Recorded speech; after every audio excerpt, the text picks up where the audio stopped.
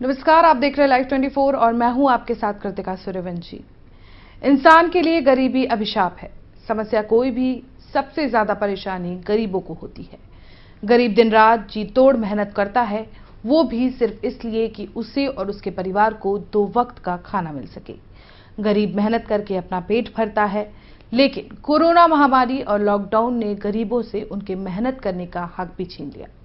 सरकारों ने मदद का भरोसा दिलाकर अपने हिस्से की जिम्मेदारी तो पूरी कर ली, लेकिन इस महामारी के दौर में गरीबों की क्या दशा है, इसे बताने का जिम्मा हमने उठाया है। कोरोना महामारी आई तो दुनिया के अलग अलग हिस्सों में लॉकडाउन लग गया। भारत सरकार ने भी कोरोना पर काबू पाने के लिए लॉकडाउन लगाया। सारा काम ठप हो गया, लेकिन हिंदुस्तान के 37 करोड़ लोगों के लिए ये महामारी एक अभिशाप बनकर आई। ये 37 करोड़ वो लोग हैं जो गरीब हैं। मेहनत मजदूरी से इन लोगों के घर का चूल्हा जलता है। लॉकडाउन ने ये एहसास दिलाया कि हिंदुस्तान में दिहाड़ी मजदूरी करने वालों की क्या स्थिति है।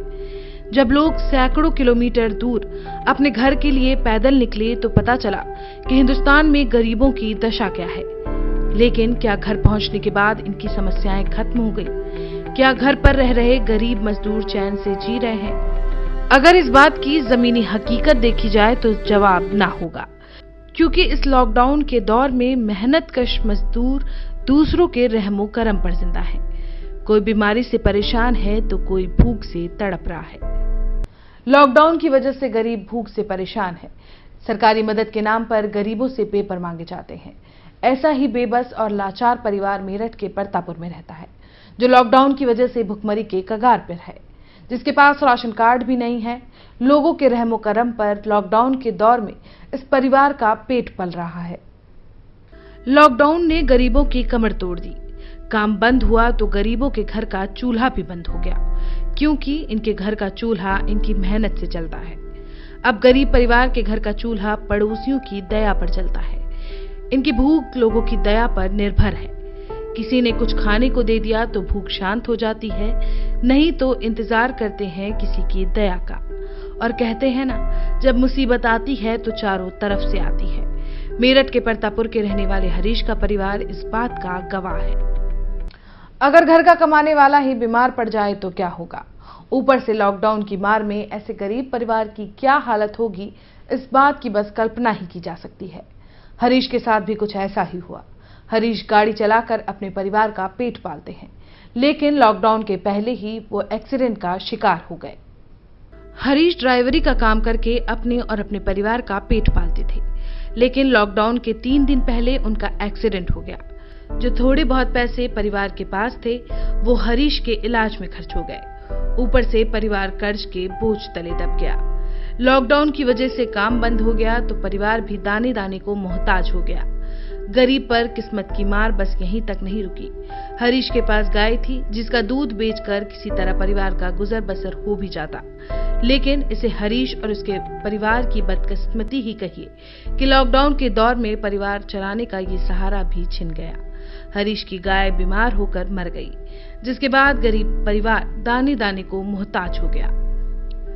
हरीश का परिवार बेहद गरीब है।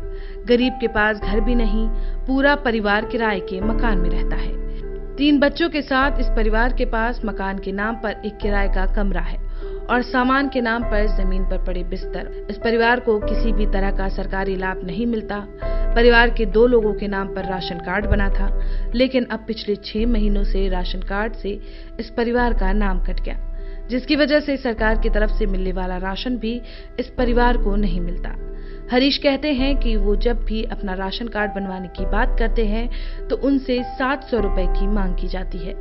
सरकार की तरफ से भी इस परिवार को कोई मदद नहीं मिल रही। इतना ही नहीं, हरीश कहते हैं कि आवास विकास योजना की लिस्ट में उनका नाम आया था, लेकिन अधिकारी उनसे 70,000 रुपए की मांग कर रहे हैं। जिस गरीब परिवार के पास खाने तक को पैसे नहीं, वो 70,000 कहां से लाएगा?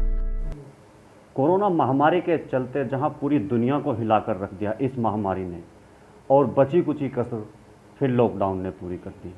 इस महामारी और लॉकडाउन के बीच सबसे असर जो पड़ा है वो गरीब लोगों पर पड़ा है।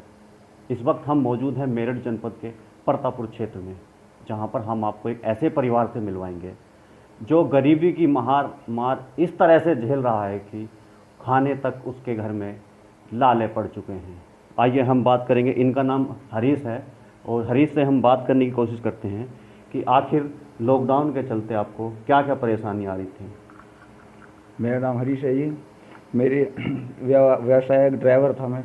मेरे इसी लॉकडाउन के 2-3 दिन पहले एक्सीडेंट में मेरी टांग टूट गई। टांग में मेरी रोड डली हुई है। मैं एक गाय पालता था। इसी लॉकडाउन में बीमारी के कारण, पैसे न होने के कारण मेरी गाय भी मर गई है। अब कोई कमाई का जरिया भी नहीं है।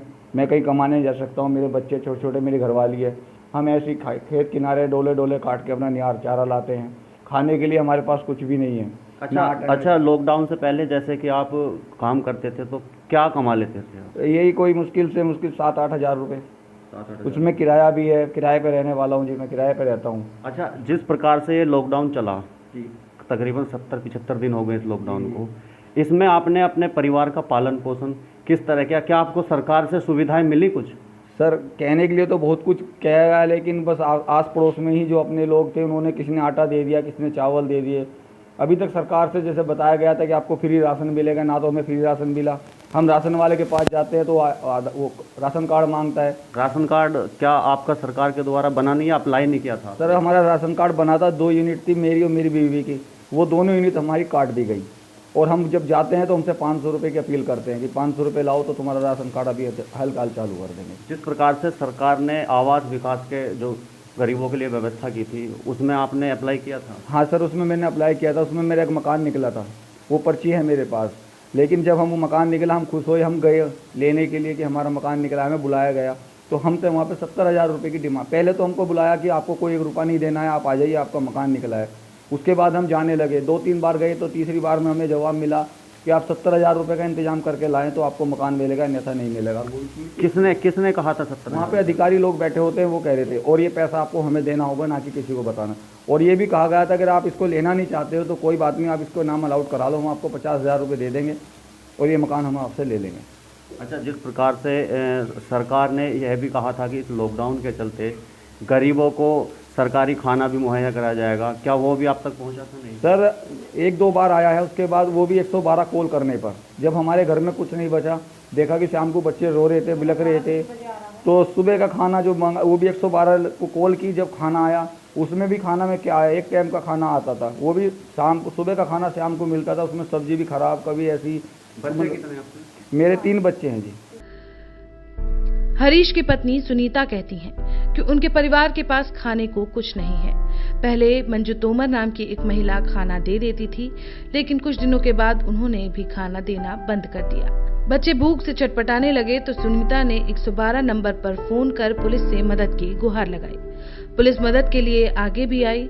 एक दिन पुलिस ने पूरे परिवार के लिए खाना भी पहुंचाया, लेकिन उसके बाद फिर कोई मदद नहीं मिली।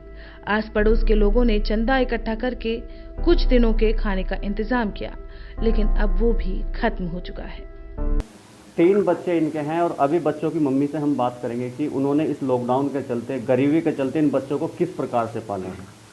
जी, मेरा नाम सुनीता है और इस गरीबी के चलते मैंने 112 को कॉल किया। जब मैं हर जगह से हार गई थी तब मैंने 112 को कॉल किया। हालांकि उस दिन 112 ने मेरी मदद की, जितनी होगी मैं बताऊंगी सच।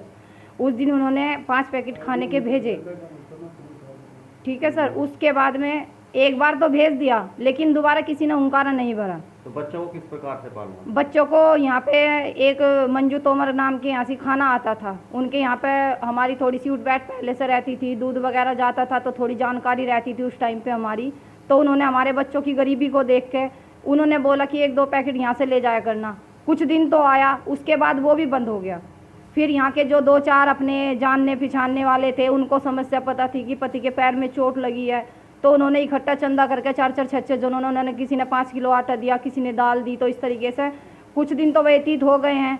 उसके बाद अब फिर काफ़ी समस्या आ गई हैं। राशन कार्ड नहीं है, राशन के लिए अपील करती हूँ तो उसके बाद में अधिकारी का हमें नंबर मिला, इंस्पेक्टर का हमें नंबर मिला। उन बेचारों ने एक बार तो हमें राशन दिलवा दिया, दोबारा वहाँ से भी मिलने की नौबत नहीं आ रही है। गरीबों की हालत इस प्रकार से बिल्कुल ख़राब हो चुकी है, बिल्कुल बदतर हो चुकी है कि सरकार चाहे लाख कोशिश कर ले गरीबों के लिए राशन पानी या हर सुविधा के लिए, लेकिन कहीं ना कहीं यहाँ के आला अधिकारी भी उसको पलीता लगाते नजर आ रहे हैं। जैसे इन्होंने कहा था कि इन्हें आवास विकास में मकान भी मिला, लेकिन अधिकारियों ने उसे देने के लिए भी उनसे पैसे की डिमांड कर दी। कहीं ना कहीं गरीब लोग यहाँ के, हालांकि एक यही परिवार नहीं है मेरठ में, तकरीबन ऐसे सैकड़ों से ज़्यादा परिवार हैं जो इस महामारी के चलते गरीबी हालत को बिल्कुल जो उनकी बदतर हो गई है और उसके चलते बिल्कुल असहाय हो गए हैं और दूसरे के ऊपर जीवन व्यतीत कर रहे हैं। अब देखना यही होगा कि आखिर इन गरीबों के मसीहा क्या सरकार इस पर कोई रुख अपनाती है या फिर ये गरीब इस प्रकार से ही इनकी हालत दिन पर दिन बिगड़ती जाएगी। हालांकि मेरठ में कुछ मामले ऐसे भी सामने आए थे कि यहाँ पर गरीबी के चलते कुछ लोगों ने अपनी जान भी गंवा ली थी, खुद को आत्महत्या करके। क्या गरीब लोग इस प्रकार से ही अपनी जान गंवाते रहेंगे? क्या सरकार इन गरीब लोगों की तरफ को नहीं देखे? क्या भ्रष्ट अधिकारियों के खिलाफ क्या कार्रवाई नहीं होगी? देखना ये। बेबसी की ये कहानी सिर्फ हरीश के परिवार की नहीं है। हिंदुस्तान का हर गरीब परिवार ऐसी ही मुसीबतों से गुजर रहा है। जिसके पास राशन कार्ड है उसे तो सरकार की तरफ से कुछ मदद भी मिल गई, लेकिन ऐसे परिवारों की हिंदुस्तान में कमी नहीं है जिनके पास ना तो राशन कार्ड है और ना ही आधार कार्ड। ऐसे गरीब परिवार हर रोज जिंदगी की जद्दोजहद से दो चार होते हैं। ऐसे ही फिर किसी कहानी के साथ हम फिर हाजिर होंगे। तब तक के लिए बने रहिए हमारे साथ, देखते रहिए लाइव 24। 100% प्लेसमेंट के साथ हम देंगे आपको मौका। Live 24 media institute, admission open. Registration के लिए कॉल करें 9560464170।